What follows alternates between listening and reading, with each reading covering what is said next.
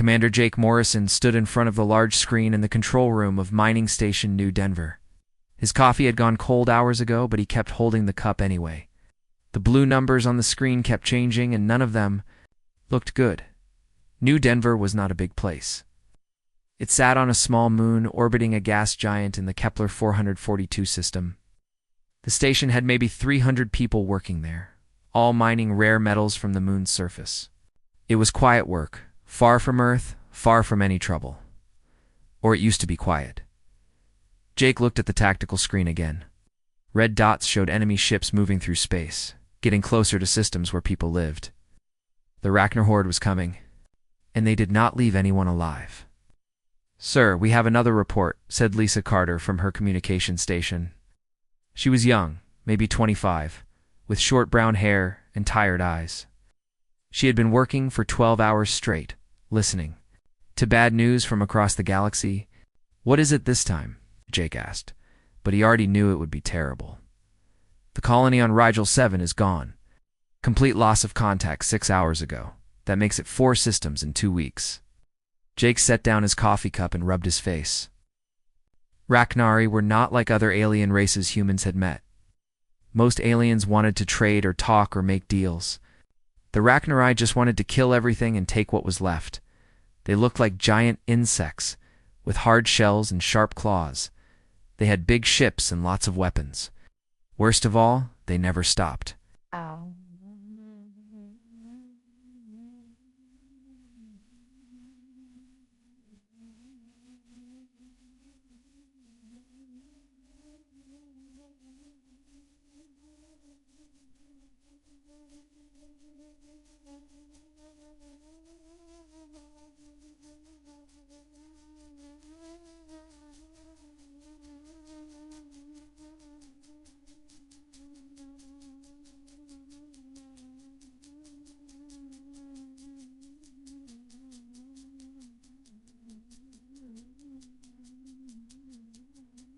Well, we're...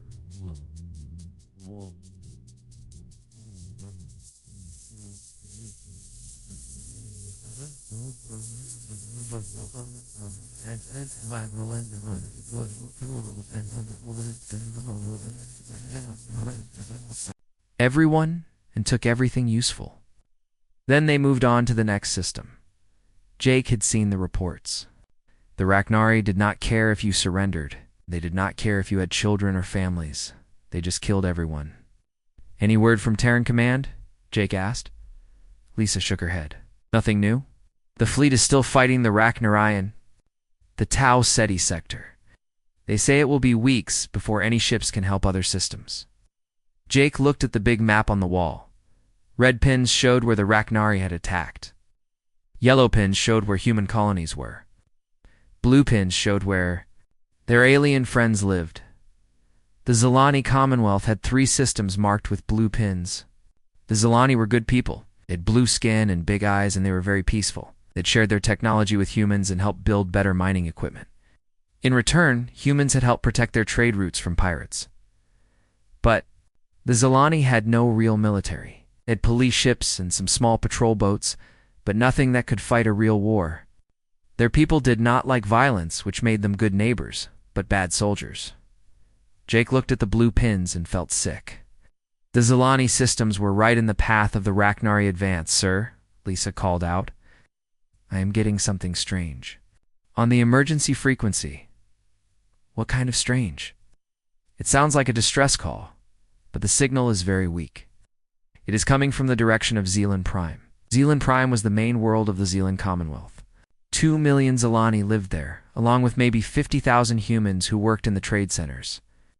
"Put it on the main speaker," Jake ordered. The speaker crackled with static. Then a voice came through, speaking in broken English with the accent the Zilani used when they tried to speak human languages. "This is Elder Vex High of Zealand Prime Colony. We are under attack. Repeat, we are under attack. The Rachnari fleet has broken through our orbital defenses. Our ships are destroyed. Our warriors are dead." The voice was old and scared. Jake could hear explosions in the background and the sound of alarms going off. "We have sent evacuation. ships to the outer colonies, but most of our people are trapped on the surface. The enemy has blocked all escape routes. They're preparing to bomb the cities. Jake felt his heart beating faster. The Zilani were their friends, good people who had never hurt anyone. Please, the voice continued, if anyone receives this message, we have children here. We have families. Our population centers are defenseless. We estimate 6 hours before the surface bombardment begins. We need help. Please, someone help us. The transmission cut to static. The control room was very quiet. Everyone had stopped working to listen. Jake looked around at his crew. They were miners and technicians, not soldiers. They had some security guards and a few small ships for moving supplies, but nothing that could fight a real battle, said Tom Wilson, the chief of security. What can we do? We have maybe 20 people with any combat training, and our biggest ship is a cargo hauler. Jake knew Tom was right. Denver was a mining station, not a military base. They could not fight the Rachnery fleet that had just destroyed the Zilani defenses, but he could not just do nothing. Lisa, open a channel to Terran Command. Emergency Priority 1. Lisa worked at her controls for a moment. Channel open, sir. Remember, it takes 4 hours for any signal to reach Earth, and for more hours for any answer to come back. Jake stared at the communication station. 8 hours for a round trip. The Zilani had said 6 hours before the bombing started. Even if Earth sent every ship they had right now, it would not arrive in time. Send the message anyway, Jake said quietly. Tell them what happened. Tell them the Zilani need help immediately. Yes, sir. What else should I say? Jake thought. For a moment. Tell them we heard Elder VoidHFY's call for help. Tell them the Rachnery are about to kill 2 million innocent people. Tell them someone has to know what happened here. Lisa nodded and started typing the message. Jake walked over to the big window that looked out at space. Somewhere out there, the Zilani were fighting for their lives. Somewhere out there, children were hiding while enemy ships prepared to destroy their world. Sir, called out Peter Clark, the station's science officer. I am picking up massive energy signatures from the direction of Zealand Prime. It looks like the Rachnery are charging their bombardment weapons. Jake closed his eyes. The Zilani had maybe 3 hours left, not 6. Keep monitoring, he said. Keep trying to raise any Terran ships in the area. Sir, the nearest human military ship is 8 days away at maximum speed. 8 days. The Zilani would be dead in 3 hours. Jake had never felt so helpless in his life. Commanded a mining station with 300 good people, but they might as well have been on the other side of the galaxy for all the help they could give. Lisa, any change in that distress signal?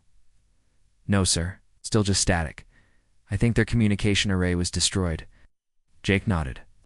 The Zilani were alone now, cut off from the rest of the galaxy, waiting to die. He looked around the control room again. His people were watching him, waiting for orders. They all knew there was nothing they could do, but they were still waiting, hoping he had some kind of plan. Keep monitoring all frequencies, he told them. If anyone else picks up that distress call, if any ship in this sector responds, I want to know about it immediately. Yes, sir, Lisa said, but her voice did not sound hopeful. Jake walked back to his desk and sat down. He picked up his cold coffee and took a sip anyway. It tasted terrible, but he did not care. 2 million Zilani were about to die, and there was nothing anyone could do to help them. At least that was what Jake Morrison thought. He was wrong. 3 hours had passed since Elder VoidHFY's last transmission. Jake Morrison sat at his desk on New Denver Station, staring at reports that made no sense. His science officer, Peter Clark, kept running the same scans over and over, but the readings were impossible. Sir, I am getting some very strange numbers here, Peter said from his station. He was a thin man with glasses who usually stayed calm no matter what happened, but now his voice sounded confused and excited. What kind of strange? Jake asked. He had given up hope an hour ago. The Zilani were probably already dead. The sensors are picking up massive gravitational distortions at the edge of the system. Something big is coming out of hyperspace. Nice. Lisa Carter looked up from her communication station. Could it be more Rachnery ships? Peter shook his head. No, The energy signature is all wrong. This is human technology. But the quantum drive signature is bigger than anything I have ever seen. Jake stood up quickly. How big, sir? According to these readings, whatever is coming has a quantum drive the size of a small moon. That should be impossible. Tom Wilson. The security chief walked over to Peter's station and looked at the numbers. Those readings have to be wrong. The biggest human ship I know about is maybe 800 meters long. The computer says this thing is over 2 kilometers long, Peter replied. Jake felt his heart start beating faster. Lisa, are you picking up any signals? Nothing yet, sir. But if something that big just came out of hyperspace, we should detect it in about 15 minutes. The control room became very quiet. Everyone was thinking the same thing. The only human ships that big were the ones people whispered about. The ones that were supposed to be secret. The dreadnoughts. Jake had heard stories about them when he was in the Terran Navy before he became a mining station commander. Huge ships built to fight entire enemy fleets. Ships so powerful that most people did not believe they really existed. But if the stories were true, there were only 12 of them in the entire human fleet. And they only got sent when something very bad was happening, sir, Lisa called out suddenly. I am getting something on the military frequency. Put it through. The speaker crackled, and then a clear, strong voice filled the control room. This is Captain Ryan Hayes of the Terran Federation ship Endeavour. We received your distress relay regarding the attack on Zealand Prime. All stations in this system, please respond with your status. Jake grabbed his communication headset. Captain Hayes, this is Commander Morrison of New Denver Mining Station. Sir, the situation at Zealand Prime is critical. The Rachni fleet destroyed the Zilani defenses 3 hours ago. They are preparing to bomb the surface. Understood, Commander. How many enemy ships are we looking at? Tom Wilson checked his tactical display. Sir, our long-range sensors counted 47 Rachni vessels before we lost contact. Heavy cruisers, destroyers, and support ships. There was a pause. Then Captain Hayes spoke again. Copy that. 47 enemy vessels. Are there any other human military assets in the system? Negative, sir. You are the only military ship we have detected. Another pause. Jake could imagine what the captain was thinking. One ship against 47, even a dreadnought would have trouble with those odds. Understood. We are proceeding to Zealand Prime immediately. All civilian vessels are ordered to maintain safe distance, sir, Jake said quickly. Captain, they have been charging their bombardment weapons for over an hour. The surface attack could begin at any time. We know, Commander. We will be in weapons range in 18 minutes. Haze out. The channel went quiet. Peter Clark was staring at his sensors with wide eyes. Sir, I can see it now. The ship is huge. The computer is having trouble calculating its exact size, but it is definitely over 2 kilometers long. What about weapons? Tom asked. I am reading missile tubes, energy weapon arrays, and something else. Something big mounted on the front of the ship. The computer cannot identify it. Jake walked over to the main tactical display. A single blue dot was moving through space towards Zealand Prime, where 47 red dots waited in orbit around the planet. Lisa, patch me through to the ship-wide communication system. Channel open, sir? Jake picked up the microphone. Attention all personnel, this is Commander Morrison. A Terran Federation warship has arrived in the system and is moving to assist the Zilani colony on Zealand Prime. The ship is heavily outnumbered, but it is the most advanced vessel in the human fleet. I want everyone to monitor your stations and be ready to assist if called upon. Morrison out. He put down the microphone and looked around the control room. His people were all watching the tactical display, where the single blue dot continued moving toward the mass of red dots. How long until they reach the planet? Jake asked. At their current speed. About 15 minutes, Peter replied. And how long until the Rachni start bombing? Peter checked another display. Their bombardment platforms have been charging for 90 minutes. They could fire at any time. Jake felt sick. Even if this mysterious human warship was as powerful as the story said, it might already be too late. On the tactical display, the blue dot was getting closer to Zealand Prime. The red dots had not moved. The Rachni were probably too busy preparing to destroy the planet to notice one human ship approaching. Sir, Lisa said suddenly, I am picking up transmissions from the Rachni fleet. They have detected the human ship.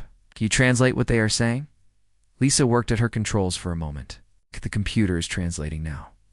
They are saying something about one ship challenging the Horde. They think it is funny. Wilson shook his head. 47 ships against one. I would think it was funny, too. You do not know what ship that is, Jake said quietly. Sir? Jake pointed at the tactical display. That is the USS Endeavour, an Endeavour-class dreadnought. I heard about ships like that when I was in the Navy. They said each one could fight an entire enemy fleet and win. You really believe that, sir? Jake watched the blue dot continue its approach. We are about to find out, Peter suddenly called. Out from his station, sir. The Rachni fleet is moving. They're turning to face the human ship. On the display, the red dots began changing position. The enemy fleet was breaking orbit and moving into attack formation. They are taking the threat. Seriously now? Tom observed. Good, Jake said. Maybe that will buy the Zilani some time. Sir, I am detecting massive energy spikes from the human ship, Peter reported. They are charging weapons and raising shields. Jake leaned forward. This was it. In a few minutes, they would see if the stories about the dreadnoughts were true. Lisa. Open a channel to Captain Hayes. Channel open, sir. Captain Hayes, this is Commander Morrison. Sir, the entire system is watching. Give them hell. Captain Hayes' voice came back calm and steady.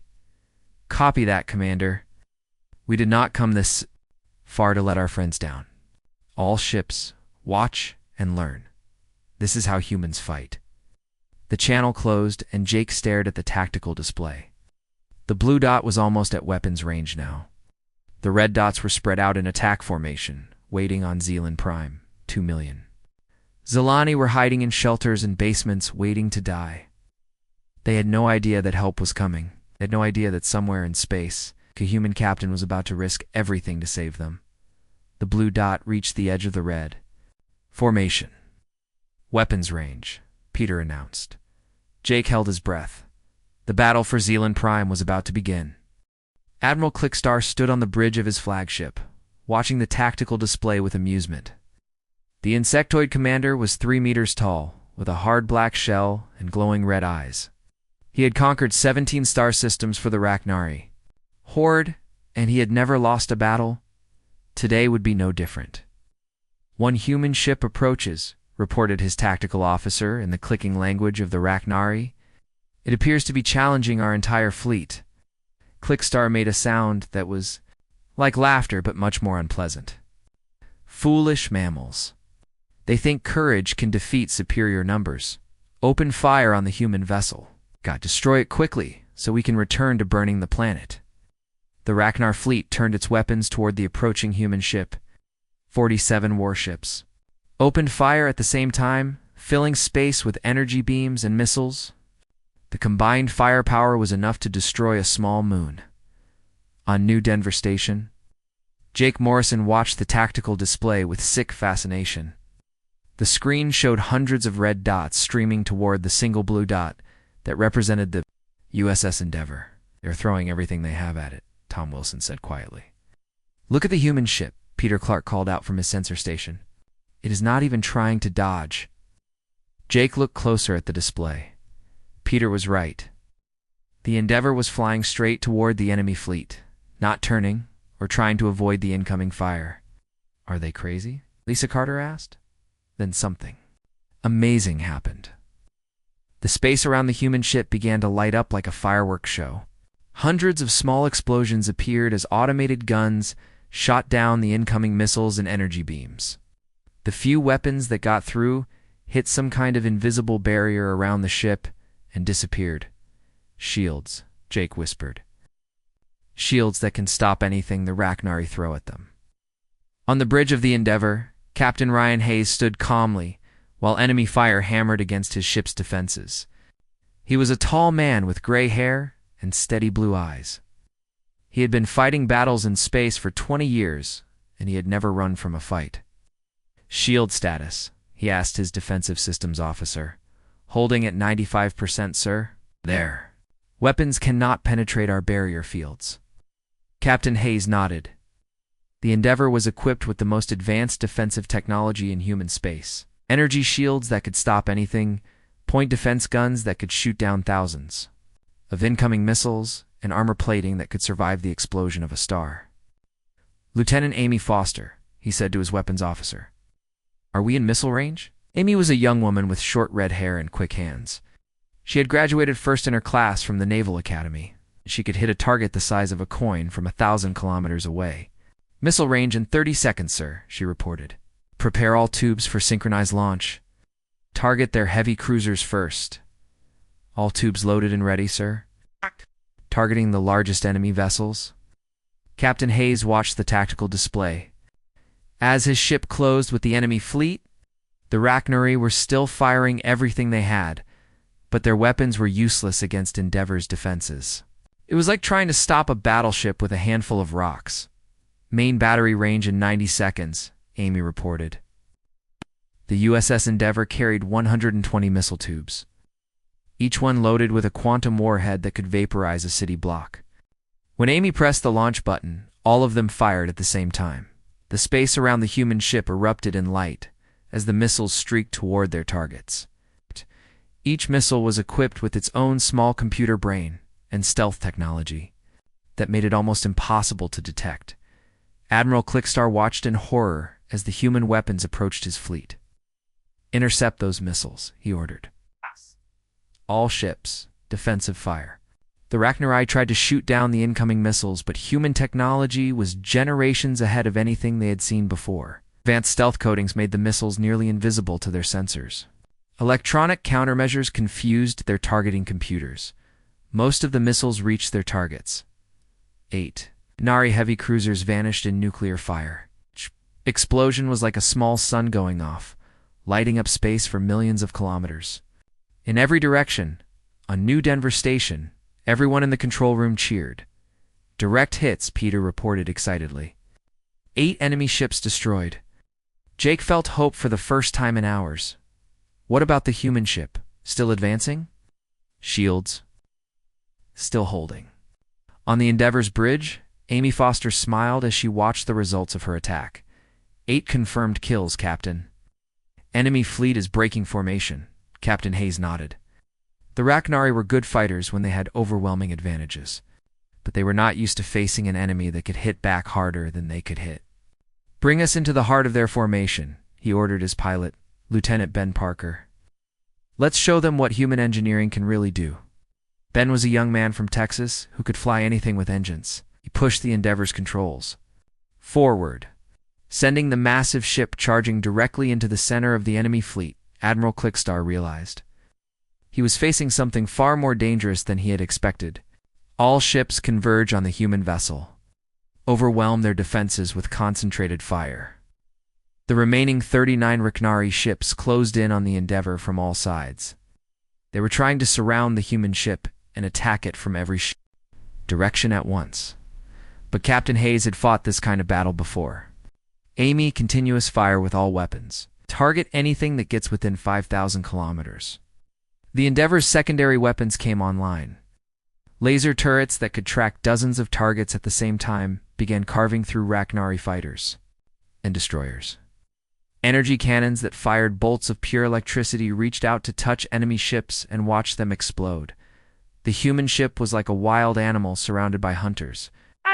But this animal had claws that could kill anything that came. To close. Out, called out Commander Kate Russell, the first officer. Enemy ships are attempting ramming attacks. They're trying to crash into us. Hayes watched the tactical display as 3 Rachnarii destroyers turned toward his ship at maximum speed. Their captains had decided that if they could not destroy the human vessel with weapons, they would try to destroy it by crashing into it. Amy put missiles into their engine rooms. Hayes ordered calmly. 3 missiles streaked out from the Endeavour and struck the attacking destroyers. The enemy ships exploded just seconds before they would have hit the human vessel down on Zelon Prime. Elder VoidHFY and the surviving Zelani watched the battle through their telescopes. The old leader could hardly believe what he was seeing. A single human ship was fighting an entire enemy fleet and winning. How is this possible? Whispered one of his aides. HFY remembered stories that human traders had told him. Stories about their species' long history of war and their refusal to abandon their friends. He had thought the stories were just boasting, the way young species sometimes tried to impress their elders. Now he understood the humans had not been boasting, they had been warning. The battle continued for another hour. One by one, the Rachnarii ships fell to the Endeavor's relentless attack. The human crew worked with cold efficiency, their captain giving orders in a calm voice, even as enemy fire continued to hammer their shields. Shield strength down to 60%, reported the defensive systems officer. Acknowledged, Hayes replied. Amy, time to use the main gun. Amy's eyes lit up. The main gun was the Endeavor's most powerful weapon, a quantum lance that could fire a beam of pure energy at the speed of light. Quantum lance charged and ready, sir.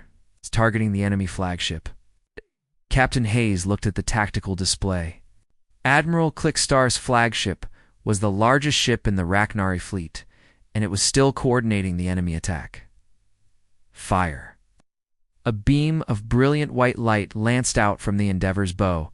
The quantum lance struck the Rachnarii flagship dead center, punching through 2 kilometers of armor in less than a second. Admiral Clickstar had just enough time to realize his mistake before his ship exploded like a dying star. The remaining Rachnarii fleet fell into chaos. The explosion of Admiral Clickstar's flagship lit up space like a new star. On the bridge of the USS Endeavor, Captain Ryan Hayes watched the enemy command ship disappear in a ball of white-hot plasma. Flagship destroyed, reported Lieutenant Amy Foster from her weapons station. Enemy fleet is in complete disarray. Hayes nodded grimly. The Rachnar were good fighters when they had a clear leader in overwhelming numbers. But without their admiral, they were just a collection of confused ships with no battle plan.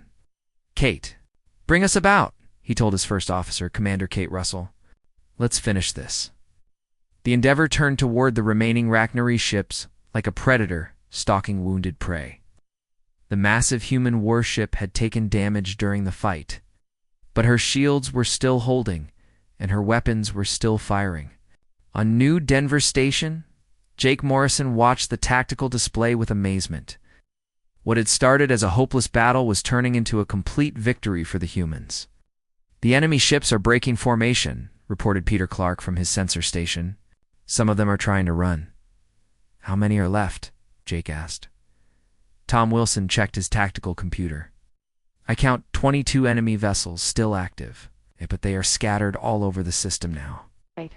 Stood in the ruins of his command center, watching the battle through a telescope that had somehow survived the bombing of his city. His old hands shook as he adjusted the viewing lens. The Rachnarii had started their surface bombardment an hour ago, just as the space battle began. Energy beams from orbit had destroyed 3 of the major cities before the enemy. Fleet became too busy fighting the human ship to continue the attack. Now the bombardment had stopped completely. The Rachnarii ships were too busy trying to survive to worry about destroying the planet. Elder, said one of his assistants, a young Zalani female named Siva. The human ship is still fighting. How is that possible? HFY had lived for 200 years, and he had seen many wars.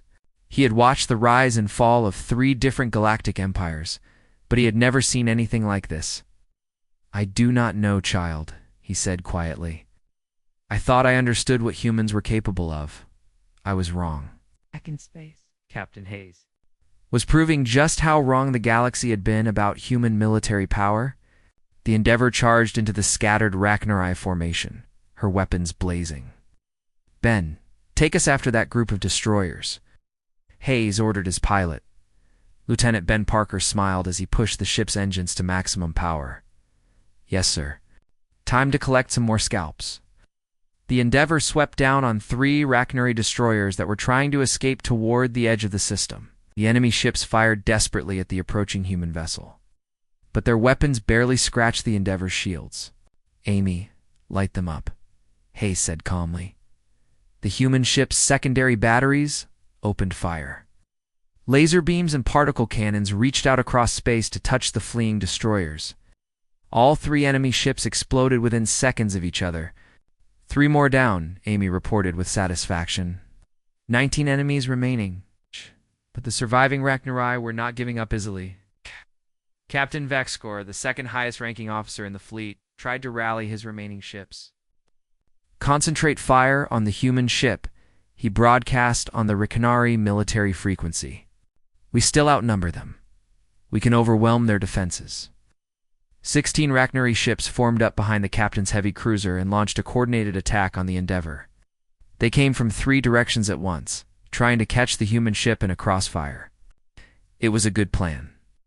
Against any other ship it might have worked, but the USS Endeavor was not any other ship. Multiple incoming, warned Commander Russell from her tactical station. 16 ships attacking from vectors 27, 41, and 66. Captain Hayes studied the display for a moment. The enemy was trying to surround him and attack from all sides. It was a classic fleet battle tactic. Amy, spread our fire. I want continuous targeting on all 3 groups. Ben, keep us moving. Do not let them pin us down. The space around the Endeavor erupted in weapons fire as the battle reached its climax. Energy beams crisscrossed in every direction. Missiles streaked through space like deadly fireworks. Explosions bloomed like flowers made of nuclear fire. But the human ship was faster and more maneuverable than anything the Rachnarai had ever faced. Ben Parker flew the massive vessel like it was a fighter plane, dodging and weaving through the enemy formation, while Amy Foster's weapons picked off target after target. Direct hit on enemy cruiser, Amy called out, is breaking up. 2 destroyers destroyed, added the defensive systems officer. Enemy missiles intercepted. Captain Vexkor watched in growing horror as his ships were methodically destroyed. The human vessel seemed to be everywhere at once, its weapons reaching out to destroy anything that came within range. This is impossible, he muttered to himself. One ship cannot defeat an entire fleet. But that was exactly what was happening. On New Denver Station, the entire crew had gathered in the control room to watch the battle. Even the off-duty workers had come to see the impossible fight taking place near Zealand Prime. Look at that, breathed Lisa Carter, as another explosion lit up the tactical display. The human ship is taking on 16 enemies at once and winning. Jake Morrison felt a surge of pride in his species. This was what humans could do when they put their minds to it.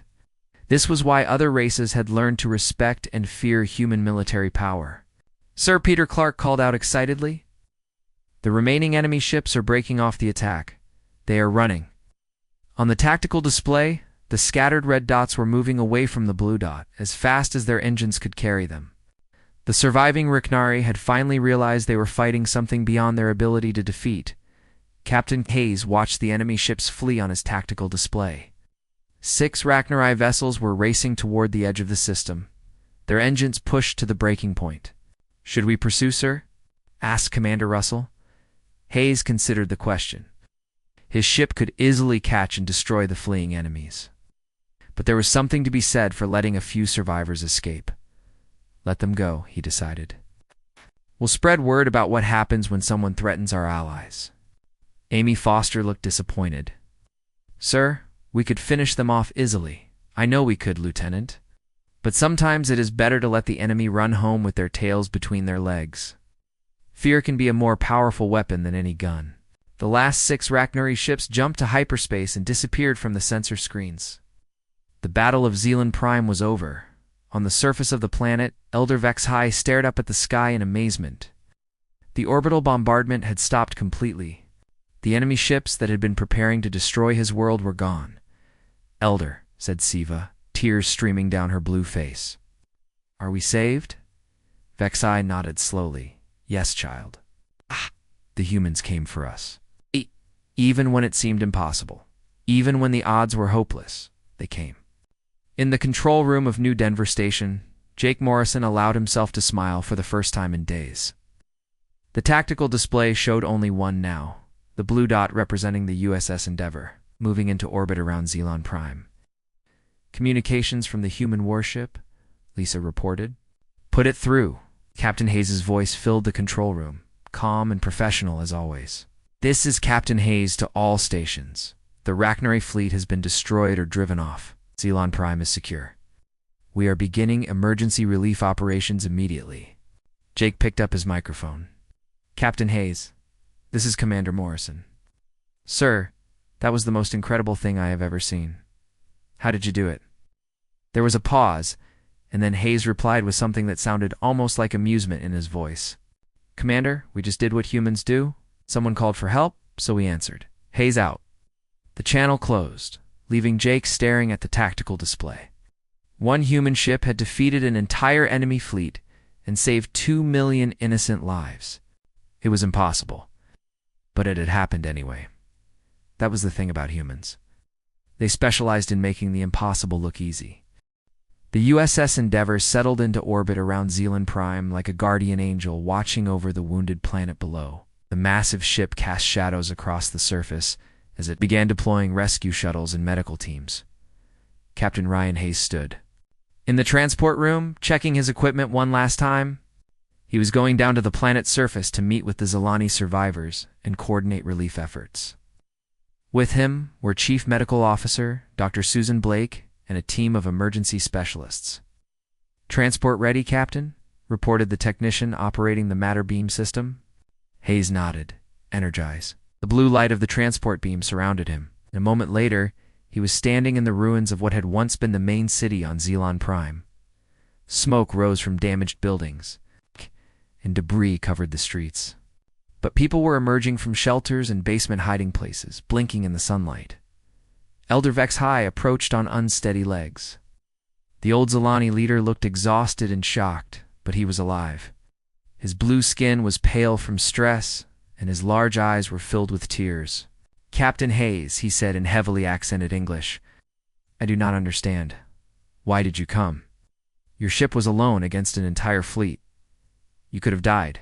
Hayes looked at the elderly alien with genuine surprise. Elder VoidHFY, you sent a distress call. Someone was in trouble, but the odds were impossible. 47 ships against one.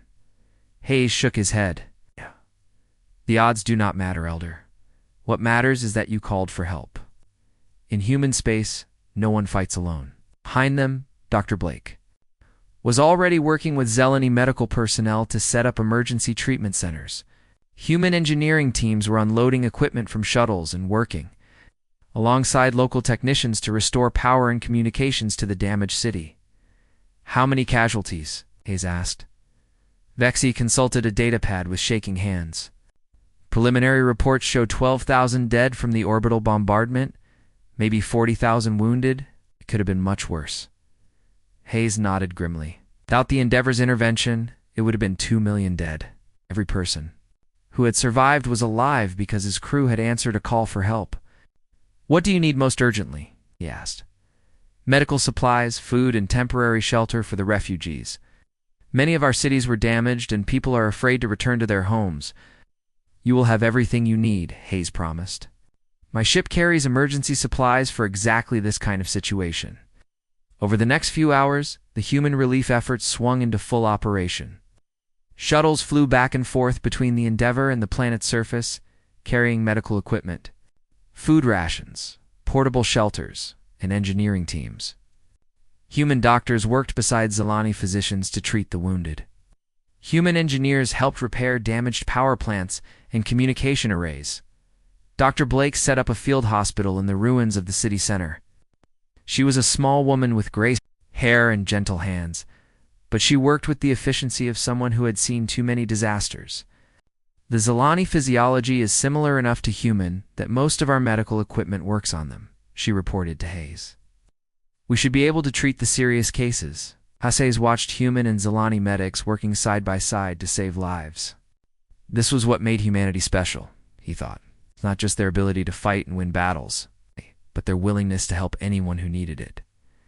News of the battle spread quickly through the quantum communication network that connected human space. Other alien species who had been terrified of the Rachnari began to reconsider their options.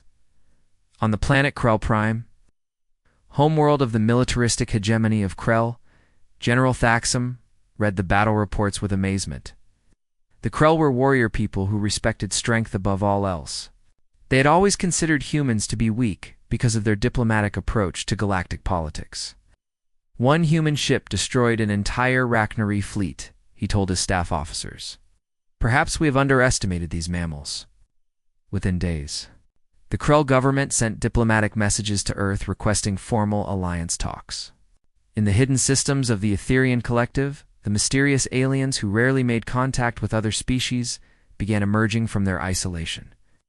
They had been hiding from the Rachnarai for months, but now they sent secret messages to human outposts, asking for protection. But perhaps the most important response came from Zealand Prime itself. 3 days after the battle, Elder VoidHFY called Captain Hayes to an emergency meeting in the temporary government center that had been set up in one of the undamaged buildings. "Captain," the old Zilani said formally, "I have been in communication with the High Council of the Zilani Commonwealth. We have made a decision." Hayes waited quietly. He could see that this was something important. "For 300 years, my people have known only peace," VoidHFY continued. "We believed that if we were kind and gentle, if we never threatened anyone, we would be safe. The Rachnarai have shown us how wrong we were." The elder's voice grew stronger. "We have learned that sometimes peace must be defended with strength. We have learned that there are evil things in the galaxy that will destroy the innocent simply because they can." VoidHFY pulled out a formal document written on traditional Zilani crystal paper. "The Zilani Commonwealth formally requests membership in the Terran Federation. We wish to stand with those who will fight for what is right." Hayes took the document with steady hands, but inside he felt a surge of emotion. The Zilani were peaceful people who had been forced to choose between extinction and alliance with warriors. It could not have been an easy decision. "Elder, I am honored to accept this request on behalf of the Federation. You should know what you are getting into. Federation members are expected to help defend each other. It means your people may be called upon to fight." VoidHFY nodded slowly. "We understand, Captain. We will learn to be warriors if we must. But we will never again be defenseless victims." Hayes thought about the implications. The Zilani had advanced technology and controlled strategic star systems. Their membership would make the Federation stronger and extend human protection to millions of peaceful aliens. "Welcome to the Federation, Elder. You will never stand alone again." The formal ceremony took place a week later. Elder VoidHFY signed the treaty documents with shaking hands, tears streaming down his aged face.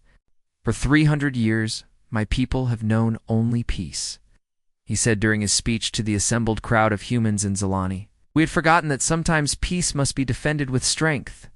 Thank you for reminding us that there are still those who will stand against the darkness." Hayes clasped the Zilani leader's shoulder gently. "Elder, humanity learned long ago that civilization is not the absence of violence. It is the presence of those willing to fight for what is right. Welcome to the Federation." 3 months later, the first joint human-Zilani patrol vessels began operating from Zalon Prime. The Rachnarai never returned to that sector of space. Other predatory species gave Federation territory a wide berth after hearing what had happened to the Horde. On New Denver Station, Jake Morrison received a personal message from Captain Hayes. The Endeavor was being reassigned to patrol the new Federation border, but the captain wanted to thank the mining station crew for their role in the rescue. "Commander Morrison," the message said, "your people were the first to hear the Zilani call for help, and you made sure that call reached someone who could answer. That makes you heroes in my book. Fair winds and following seas. Hayes out." Jake smiled as he deleted the message. He looked out the window at the stars, knowing that somewhere out there the USS Endeavor was keeping watch, protecting the innocent. Answering calls for help in the end, the galaxy learned a simple truth that humans had always known. When someone calls for help, you answer. No matter the odds, no matter the cost, because no one fights alone. The word spread from system to system, carried by traders and diplomats and refugees who had been saved by human intervention. The galaxy was a big and dangerous place, full of predators and tyrants who preyed on the weak. But now everyone knew that there was one species that would always come when called. One species that would risk everything to protect the innocent. Humanity had announced itself to the galaxy not with threats or demands, but with a simple promise. Call for help, and we will answer. No one fights alone.